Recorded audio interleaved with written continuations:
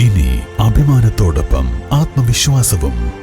മികവാർന്ന സേവനങ്ങൾ കൊണ്ട് ഓരോ ആഘോഷവും ധന്യമാക്കി. ലനോറ, പാണ്ടിക്കാട് റോഡ്, വണ്ടൂർ. 1000 രൂപയുടെ 18 മാസ തവണകളും സ്കീം 2-ൽ 2000 രൂപയുടെ 15 മാസ തവണകളുമാണുള്ളത്. ഓരോ മാസവും നറുക്കെടുപ്പ്. വിജയികൾ തുടർന്ന് പണമടയ്ക്കേണ്ടതില്ല.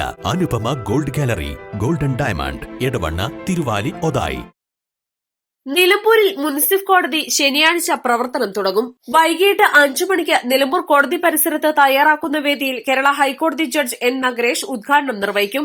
പുതിയ കോടതി വരുന്നതോടെ നിലമ്പൂർ താലൂക്ക് പരിധിയിലെ സിവിൽ കേസുകളെല്ലാം ഈ കോടതിയുടെ പരിധിയിൽ വരും. മഞ്ചേരിയിലെ ജില്ലാ ജഡ്ജും സെഷൻസ് ജഡ്ജുമായ കെ സനിൽകുമാർ ചടങ്ങിൽ അധ്യക്ഷത വഹിക്കും. ഹൈക്കോടതി രജിസ്ട്രാർ പി ജെ വിൻസെന്റ് ചടങ്ങിൽ പങ്കെടുക്കും. P V Abdul Wahab M P, P V Anvar MLA, Nilambur അതിവേഗ പ്രത്യേക കോടതി judge K P Joy, Manjeri chief judicial magistrate P M Suresh, മറ്റു ഉന്നത ഉദ്യോഗസ്ഥർ തുടങ്ങിയവരും ജനപ്രതിനിധികളും പങ്കെടുക്കും.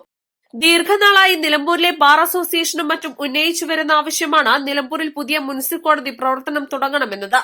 നിലമ്പൂർ മേഖലയിൽ നിന്നു തന്നെ നൂറുകണക്കിന് സിവിൽ കേസുകൾ നിലവിലെ മഞ്ചേരി മുനിസിപ്പൽ കോടതിയിൽ കെട്ടിക്കിടക്കുകയാണ്. പുതിയ കോടതി പ്രവർത്തനം തുടങ്ങുന്നതോടെ കെട്ടിക്കിടക്കുന്ന കേസുകളിൽ കൂടുതൽ വേഗത്തിൽ തീർപ്പുണ്ടാകുമെന്നാണ് പ്രതീക്ഷ.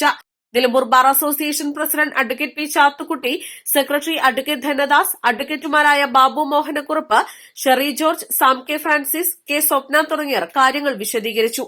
നിലമ്പൂരിന്റെ ഏറെക്കാലത്തെ ആവശ്യമായ വനം കോടതിയും യാഥാർത്ഥ്യമാകുമെന്ന പ്രതീക്ഷയും മുൻസിഫ് കോടതി വരുന്ന സാഹചര്യത്തിൽ വർദ്ധിക്കുകയാണ്. East live, Nilambur.